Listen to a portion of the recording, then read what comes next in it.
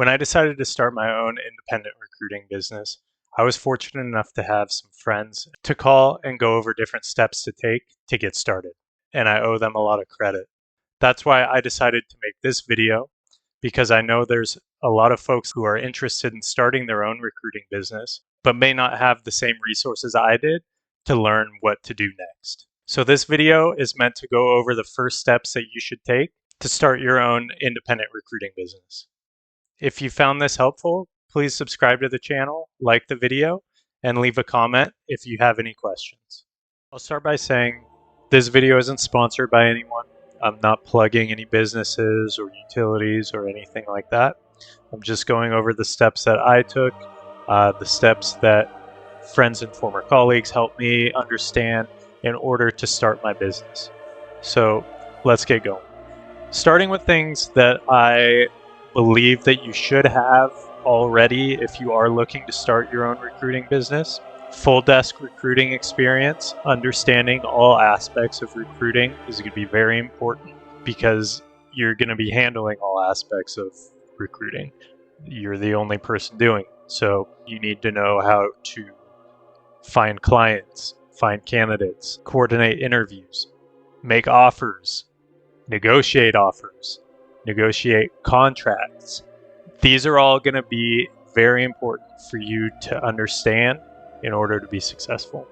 Having a large enough network, be it LinkedIn or otherwise, LinkedIn is likely going to be your biggest network if you've been in recruiting, is very important as well for reach of announcing your business, finding candidates, having legitimacy with clients, and understanding how to use tools like LinkedIn and Indeed is very important. If you're working at an agency where you're likely doing similar type of work, you're going to have a lot of that funded for you by the company. On your own, you have to understand ways to be able to do things that the company used to pay for, but you can do for free. And I'll go over some of those a little bit later. Using AI is a huge draw right now. It's never been easier to automate certain tasks. However, when it comes to communications and things like that, I think AI is a very easy way to show who's a pretender versus who is actually aware of what they're doing. So make sure that if you are using AI services, it's for things that are more in line with automation, building a brand, building a website, things like that. Understanding zero-based budgeting is very important, going back to what I was talking about before. One of the biggest differences in running your own independent recruiting firm is that you're bankrolling everything. So you can't rely on unlimited emails, on unlimited job postings. You need to understand how to get a similar level of reach without having to spend money on a lot of different services. There's going to be people hitting you up about third-party sourcing, third-party business development. All these people are going to be charging you money. The more you stack up, it's like subscription services. If you have Netflix, Disney, Paramount, all those, it's going to end up costing as much as cable used to. It's very important how to understand the ways you can do these things by yourself without having to spend money. Legally forming your business is the first step you need to take. You need to understand, do you want to do an LLC or an S Corp? If you're going to be a solo run business, you should do an LLC. If you're planning on having business partners, you should do an S Corp. Even if you're planning on having business partners down the line, but you're still acting solo for now, it's worth it to do an S Corp because it can be very tenuous to switch from an LLC to an S Corp, so it's better that you just get started from the beginning. In order to do these things, there's a lot of business forming services like LegalZoom and others that provide you with the opportunity to start your own business and do the documents for you. I definitely recommend it.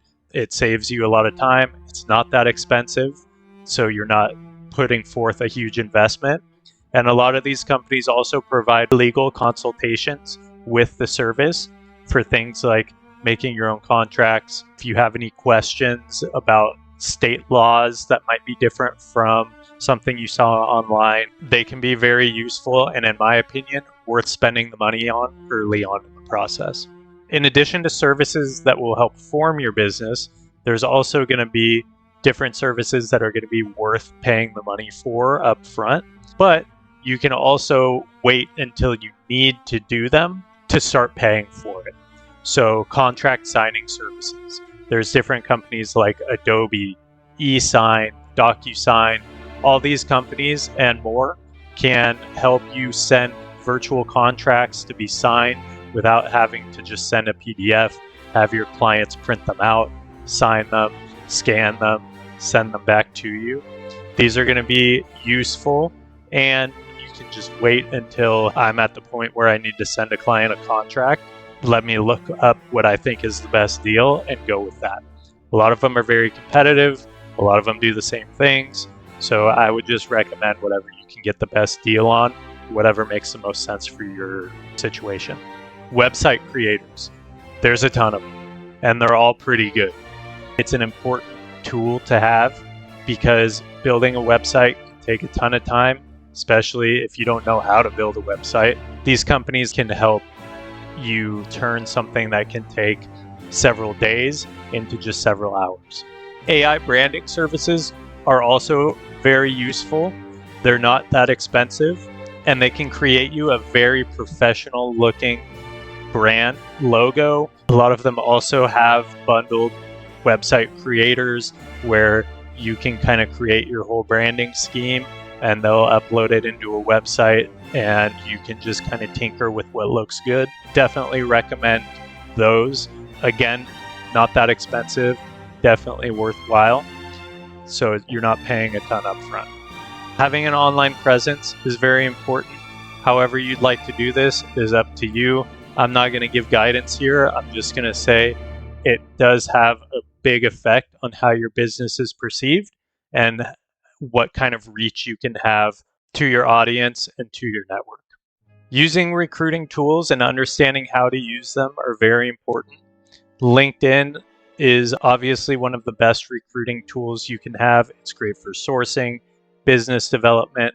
I don't think it's that great for posting jobs. I'm not a huge job poster anyways. My network is large enough to where I can target which candidates I'm trying to reach out to without having to post a job. What I've found is that when I do post jobs, unfortunately, a lot of these services charge you per applicant. So it ends up being very expensive and not always worth your while. Indeed is great also for sourcing, especially with jobs that are outside of tech, like manufacturing, industrial. Not everyone utilizes LinkedIn in different industries as much as folks in tech do. So it's nice to kind of diversify where you're finding candidates and finding resumes. A benefit of Indeed is they have just a resume service that you can pay for on a monthly basis that doesn't require you to post jobs. Again, posting jobs across multiple different services I have found to not be the most efficient use of your money. ZipRecruiter is also good for sourcing. They have a great resume database. The only thing I don't like about it is you do have to post a job, and the running theme here is that's not going to be the best use of your money. My final thoughts here, I think it's very important to follow market news and not just stick with what you know. A lot of my background is in tech, which is not very good for independent recruiters like myself right now. I did have prior experience hiring for manufacturing, industrial, construction verticals that are actually hiring a lot right now, but you'll never know unless you step out of your comfort zone. There's going to be times where you feel stumped. There might be times where you feel like you know what you're doing, and other times like you feel completely lost. The best thing you can do in those times is to make sure that you're always having this constant thought loop of your business and how you can improve it. As long as you're thinking about your business, good things can happen. I personally don't like to think of myself as a CEO of my company. I like to think of myself as an employee. If you're the CEO, you're the boss. and you make the rules. If you think of yourself more as an employee, employees are held to account for the work that they're doing day in and day out, which is the next point. You want to make sure that you feel like you have someone making sure that you're doing the work and progressing yourself forward day in and day out. Forming or joining communities as an independent recruiter is extremely important. Whether it's communities of other recruiters so you can have someone to bounce ideas off of, or communities involving potential candidates to network with, which leads into utilizing your network. If you've been in recruiting for a good amount of time and you've done your homework for sending out connection requests and that you've taken care of both candidates and clients alike, you should have a pretty good sized network. You can utilize this network for business development, candidate networking, and also forging new communities. Lastly, you should find ways to be unique, whether it's through your business model, your branding, the way you choose to advertise. There's ways that you can set yourself apart, which, let's face it, in a very saturated recruiting market, it's going to pay off to find ways to be unique and stand out from the rest. So this has been things to think about when deciding if you want to start your own recruiting business. It can be very rewarding if you are able to make it work. So I recommend trying. It can be a great way to utilize the experience that you've been building throughout your career. I hope this was helpful. If you have any questions, please feel free to leave them in the comments. I'll go through and do my best to answer them. If you've liked this video, please feel free to subscribe. There will be a button to click shortly. It's very helpful. I hope you have a great rest of your day. We'll see you soon with the next one.